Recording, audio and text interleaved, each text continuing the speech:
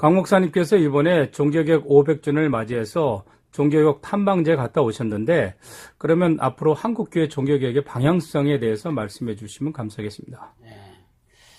그 중세 16세기 종교개혁은요, 우리가 이제 우리 기자들이, 한국교회 기자들이 우리 한 15개 신문사 갔다 왔는데, 사실상 중세 종교개혁이란 것은 그 당시에 종교만 개혁된 게 아니고 사회 전체가 개혁이 됐습니다.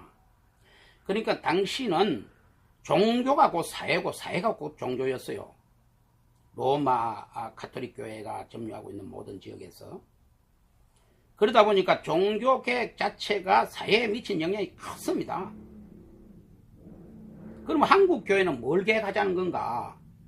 한국교회, 지금 한국교회처럼 잘 되는 교회가 어디 있습니까?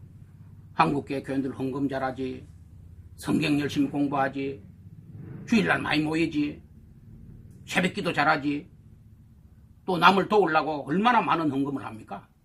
연보 잘하지. 한국교회가 뭐가 부족합니까? 교리가 딱 바르지. 다 좋아요. 문제는 기독교 신앙은 신행이 딱 똑같이 두 바퀴로 함께 굴러가야 하는 겁니다. 그런데 믿음은 좋은데, 한국 기독교가 믿음은 좋은데 행, 즉 사회에 발을 디디고 사는 그 기독교 신앙을 사회에 반영하는 삶에는 문제가 있다 이거예요. 삶에.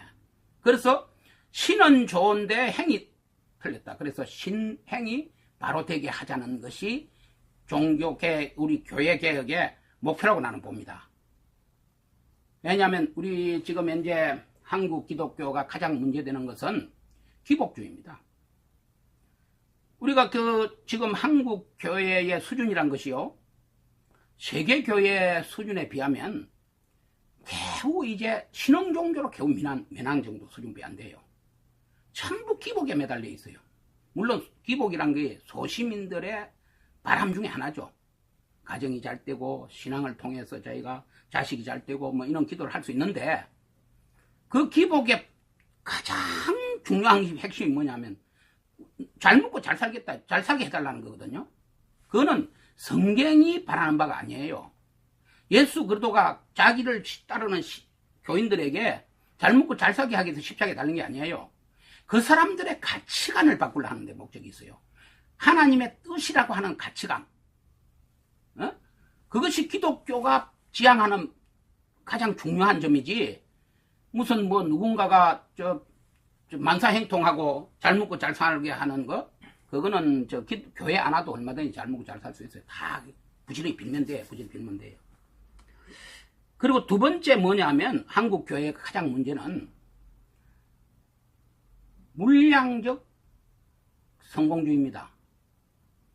교회는 성공해야 합니다. 하나님의 거룩하고 영광스러운 하나님의 교회가 실패할 수는 절대로 없기 때문에 실패할 수 없습니다. 역사적 기독교는 여러 곳에서 정치적으로 실패한 경우가 있습니다. 그러나 사실은 그 교회는 사라지지 아니하고 계속해서 가는 겁니다. 종말을 향해서. 종말을 향해 가는 거예요.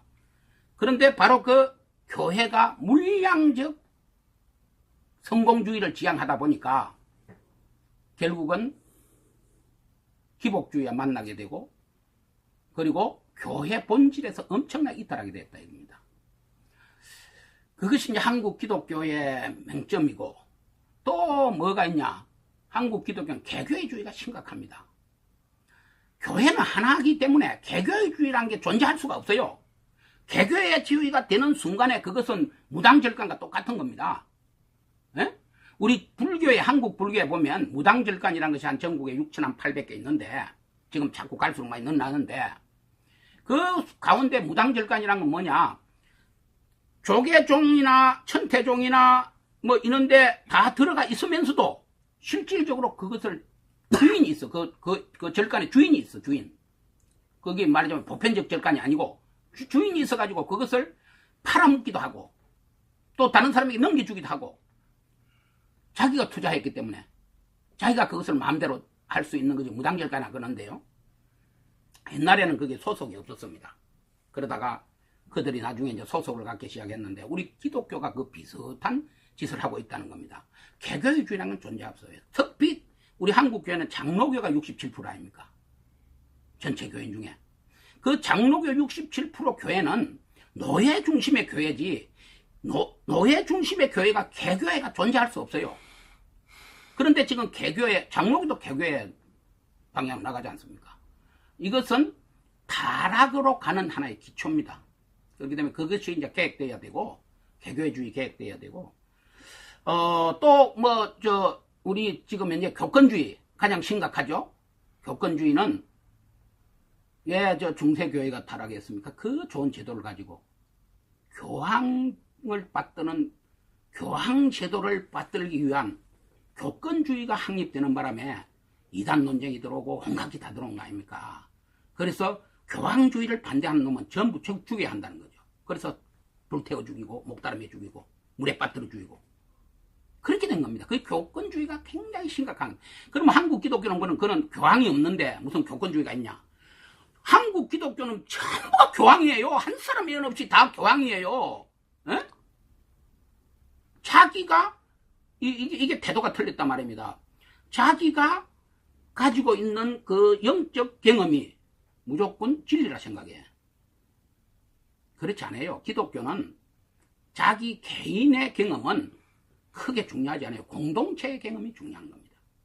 공동체의 경험이, 공동체가 어떻게 이 역사 속에서 살아왔고 그리스도의 말씀을 증언해 왔나, 이것이 중요한 것이지 개인 그 경험을 가지고 목사님들이나 뭐 어떤 사람들이 그 힘 있는 사람들이 혹은 총회장이나 이런 사람들이 자기 중심의 교회로 변질시켜 가거든요. 그걸 교권주의라고 저는 보는데, 그런 것들이 지금 우리가 계획을 해야 되는 부분이에요. 계획을 됩니다. 그 외에도 뭐 수없이 많은 신비주의, 또 특별히 저급한 신비주의가 있습니다, 우리한테. 그게 신비주의가 어디 가서 만나냐 하면은 무속과 만납니다. 무속과. 기복주의도 무속과 만나지만, 무속과 만나는데 그 신비주의가 그것 때문에 사실 한국교회 이단 논쟁이 많거든요. 이단도 많이 만들어지고, 뭐 어떤 사람들이 그 통계에 의하면 한국교회에 뭐 하나님이 한 30명 정도 지나갔다 그러자는 거 그런 거 아닙니까? 그런데 그런 것들이 전부 신비주의와 관련이 있는데, 진짜 기독교 신비주의는 그런 게 아니거든요.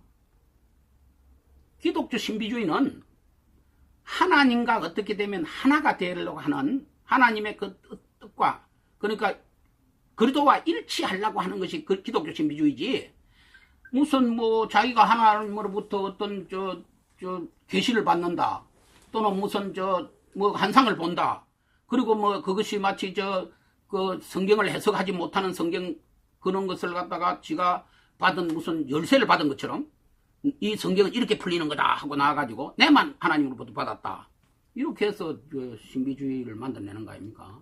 그런 게 아주 교리적 애고를 가져오죠, 그렇게 하면. 예, 두 번째로 네. 한국교회 이단 정제에 대한 그 장단점이 있는데, 한편으로는 이제 교단을 또 보호하기도 하지만은 또 다른 한편으로는 이제 무분별하게 이단 정제한다는 경향이 있는데요. 여기에 대해서 어떻게 생각하시는지요? 한국의 기독교 역사는 이단 논쟁의 역사입니다. 이단과의 논쟁 역사인데 그건 맞습니다. 맞는데 초기부터, 기독교 초기부터 이단 문제가 심각하게 위협을 했습니다. 복음을. 근데 문제는 뭐냐? 중세 교회가 초기에 한 300년간은 박해 아래에 있었기 때문에 교리를 제도하기가 참 어려웠습니다. 확정하기가. 함께 모여서. 그러다가 325년 니케아로부터 시작해가지고 775년까지 7차에 걸쳐서 고대 에큐메니칼 교리를 공예를 하는데, 그 가운데 우리 개혁교회가 지지하는 공예도 있고 지지하지 않는 공예도 있습니다만, 어쨌든 그걸 통해서 교리가, 고대 에큐메니칼 교리가 확정됐습니다. 고대 에큐메니칼 교리란 게 뭐냐면 삼위일체 교리거든요. 대간절 예수가 누군가 하는 문제. 그러면 또 그가 가면서 약속했던 새로운 보혜사가 누군가 하는 거 가지고 논쟁을 한 게 고대 에큐메니칼 교리거든요. 그런데 그것이 삼위일체가 확정된 이상 삼위일체 교리를 믿는 사람들은 모두가 다 그리스도인입니다. 다 형제예요. 삼위일체를 부정하면 그거는 이단이 확실합니다. 왜냐하면 역사적 기독교가 그렇게 정했습니다. 그렇게 정했어요. 그래서 중세 교회를 거쳐오면서 이단 문제가 결국은 내가 처음에 지적한 대로 교황주의를 보호하기 위한 수단으로 뭐 마녀사냥도 생기고 이단전 논쟁이 생겨서 수십만 명, 어떤 의미에서는 수백만 명을 그 이단으로 몰아주겠습니다. 그들도 나는 우리 한국 기독교도 마찬가지입니다. 한국 기독교 그 이단 논쟁을 통해서 교리가 발전하고 신학이 발전하거든요. 기독교는. 그런데 이것이 보편적 기독교를 지향하면 우리가 그들 행계라고 봐야지. 성경 구절 몇 구절을 내고 다르게 해석한다 해서 이단이 될 수가 없어요. 설이 다를 뿐입니다. 설. 그러니까 이 설을 가진 거지. 그런 사람들은 이단이 아니란 말입니다. 그런데 우리 이렇게 이야기합니다. 심지어 사도신경을 고백하는 걸 부정해도 이다이다. 뭐가 끝이 다르면 끝이 다르면 이다이다. 뭐 끝이 다른 거 끝이 다르지 않은 교파가 어디 있습니까? 모든 세계 교파는 지금 수백 개의 교파가 만들어졌는데 가톨릭을 비롯해서 그래서 정교회를 비롯해서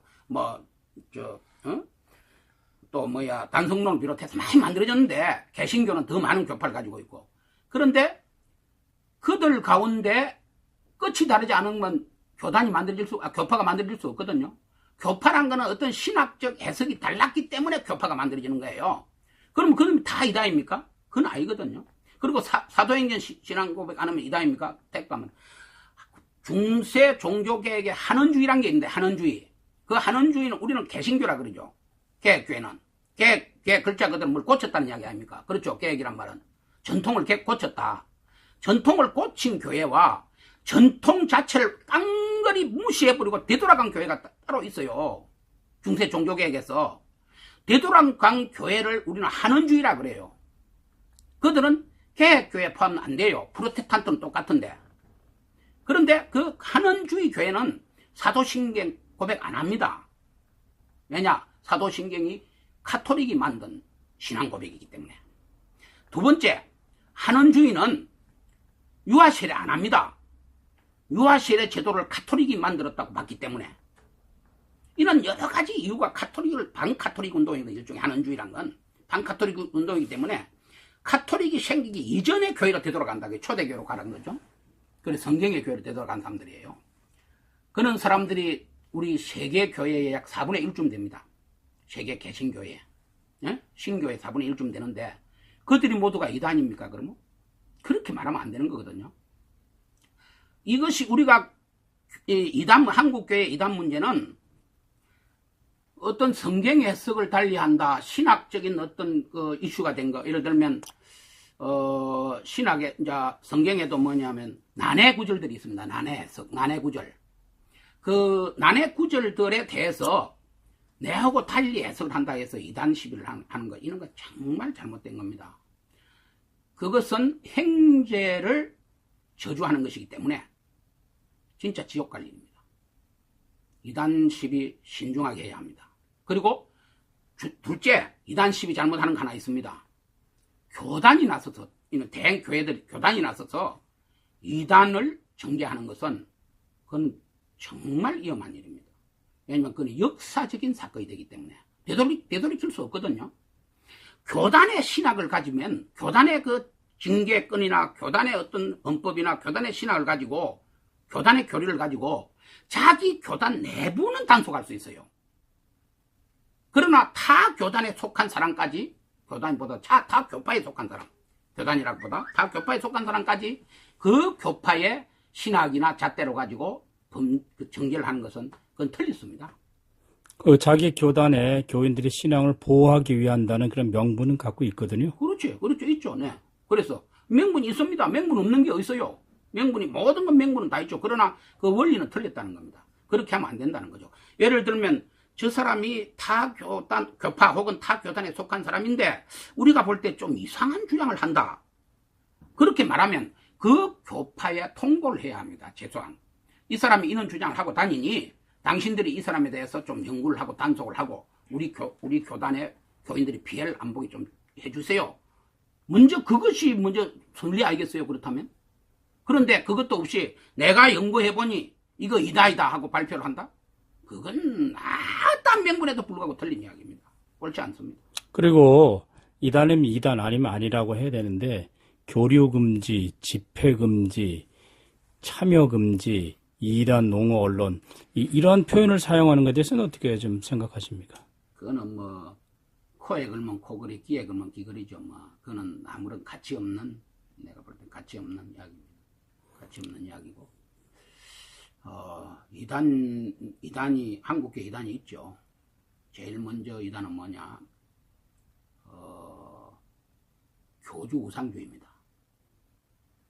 교주 우상주의는 분명히 그리스도의 교회에서는 말하자면 교주라고 한다면, 예를 들면 예수 그리스도 한 분이 있을 수 있습니다. 교주라고 꼭 들민다면. 왜냐하면 교회를 시작한 분이기 때문에. 시작한 분인데, 그러나 교주란 것이 존재할 수가 없어요.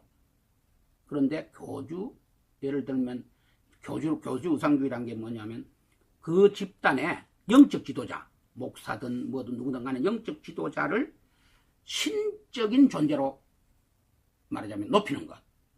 이것이 교주 우상주의예요. 그냥 보통 평범한 목사가 아니라 저분은 특별한 하나님의 어떤 뭔가를 가지고 있다. 그 카리스마 자체를 그렇게 인정해 본단 말이죠. 그래서 그를 갖다가 뭐 재림 매수라 한다든지, 또는 어떤 보혜사라 한다든지, 무슨 또 어떤 뭐 또는 뭐 이런 것들이 많이 있어요. 있는데 그 신적 존재를 여기는 그것은 교주 우상주의로서 절대 용납할 수 없는 이단이에요. 그리고 두 번째 이제 그 뭐냐면 아까 이야기한 교대 에큐메널 교리를 위반하는 것, 삼위일체 신앙을 부정하는 거예요. 다르게 해석하는 것. 전통 기독교와 그런 역사적 기독교가 해석해 온 것하고 달리 해석하는 것. 이거 이단입니다. 있습니다. 한국교회 있어요. 예를 들면 통일교 같은 경우죠. 있어요. 세 번째는 뭐냐면 예수 그리스도의 대속을 부정하는 사람들이 있습니다. 그거는